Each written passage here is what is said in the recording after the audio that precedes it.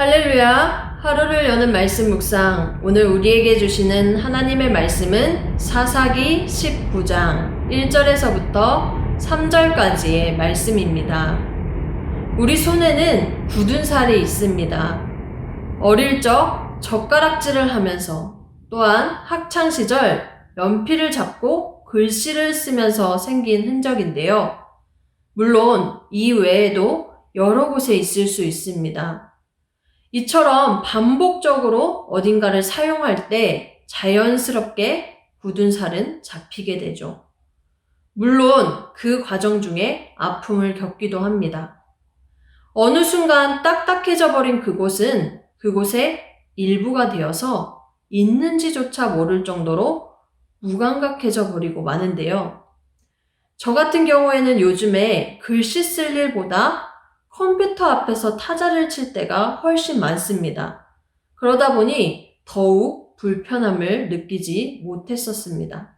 그런데 한 달 전 글씨를 정성스럽게 아주 많은 분량의 부분을 쓸 일이 생겼습니다. 한참을 글씨를 쓰고 나니 볼펜이 맞닿은 부분에 물집이 잡히고 너무 아파 고생을 꽤 했었죠. 그러나 또 시간이 지나자 아픔은 무뎌지고 어느덧 더 딱딱한 굳은 살이 박혀 아무렇지 않게 되었습니다. 오늘 말씀에 등장하는 레위인과 그의 첩, 그리고 첩의 아버지에 이르기까지 그들을 보면서 다시 굳은 살이 생각났습니다. 굳은 살에는 분명 장점이 있겠지만 어느 정도 익숙해지면 아픔을 느끼지 못한다는 점에서 정신이 번쩍 났습니다. 죄를 죄로 여기지 못하고 있는 그들의 마음에 굳은 살이 제대로 박혀버렸던 것입니다. 딱딱하게 굳어버려 아무것도 느끼지 못하고 있었습니다. 사실 그들도 처음에는 아팠겠죠. 아프고 아프다 시간이 흘러 익숙해진 것입니다. 말씀을 통해 그들의 모습을 보길 원하고 우리가 굳은 마음이 아닌 부드러운 마음으로 살아가길 소망합니다. 먼저 레위인을 보겠습니다. 1절 말씀입니다. 에브라임 산지 구석에 거류하는 어떤 레위 사람이 유다 베들레헴에서 첩을 맞이하였더니 그에 대한 설명은 두 가지로 나타납니다. 그는 에브라임 산지 중에서도 구석에 거류하고 있다고 말하고 있는데요. 잘 보이지 않는 곳, 주목하여 보지 않는 곳이 구석입니다. 그런데 그가 어디에 있다는 것보다 그가 누구인지를 보십시오. 레위인입니다. 그는 하나님을 바라보고 사는 사람입니다. 영적 지도자로서 백성들에게 하나님의 말씀을 가르쳐야 했고 하나님의 말씀에 따라 재판해야 했고 하나님의 말씀으로 다시금 인도해야 했습니다. 그런 레위인이 어떤 지역의 구석에 있다고 해서 그가 해야 할 일도 구석에 있다는 것이 아니죠. 또한 작아지는 것이 아닙니다. 하지만 그는 누구보다 하나님의 말씀을 모르는 사람이었습니다. 그 뒷부분을 보시면 유다 베들레헴에서 첩을 맞이했다라는 표현이 그것입니다. 조금 뒤에 레위인에 대해 더 살펴보겠습니다. 이번에는 레위인의 첩입니다. 2절 말씀을 읽겠습니다. 그 첩이 행음하고 남편을 떠나 유다 베들레헴 그의 아버지 집에 돌아가 거기서 넉 달 동안을 지내매. 첩이 배신하여 남편을 떠났고 그가 머문 곳은 자신의 아버지의 집입니다. 그런데 꽤 오래 머물렀죠. 그의 행동은 피할 수 없는 죄였습니다. 그러나 넉 달이나 되는 시간 동안 아무 일도 일어나지 않았다라는 것입니다. 자신의 잘못에 대해 뉘우치지 못했고 괴로워한 것 같아 보이지도 오히려 아버지의 집에서 평온해 보입니다. 그 뒤에 이어지는 레위인의 이 모습은 또 이해가 되지 않죠. 3절의 상반절입니다. 그의 남편이 그 여자에게 다정하게 말하고 그를 데려오고자 하여. 잠시 레인의 첩이 아버지께 문안드리러 지금 그곳에 갔던 것이 아니었습니다. 그런데 다정하게 말하고 그를 데려오려고 했다. 레인이 태평양 같은 마음을 가져서였을까요? 넉 달 동안 화가 난 마음을 추스리느라 시간이 걸렸던 것일까요? 전혀 그렇지 않습니다.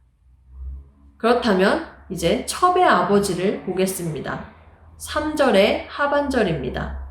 그 여자의 아버지가 그를 보고 기뻐하니라. 자신의 딸을 데리러 온 레인을 보며 아버지는 기뻐했습니다. 무언가 어울리지 않는 감정입니다. 그를 보고 미안해하니라. 이것이 더 어울릴 것 같습니다. 당시 손님이 자신의 집에 방문을 하게 되면 3일 정도로 대접을 하는데요. 그 아버지는 게다가 레인을 3일이 지나도 계속해서 붙잡고 있습니다.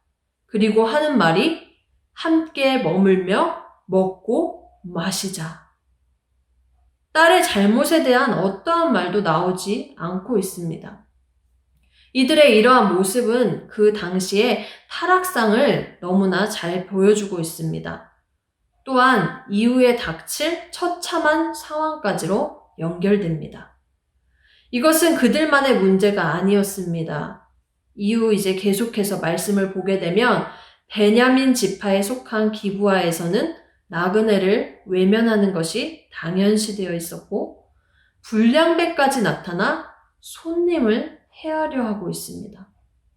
이렇게 말도 안 되는 상황의 연속으로 계속해서 이야기는 흘러가고 있고 결국 레인의 첩은 힘없이 죽고 맙니다. 이 일이 계기가 되어서 같은 민족끼리의 싸움으로 또 번지기도 하는데요. 혼란, 혼돈 그 자체였습니다.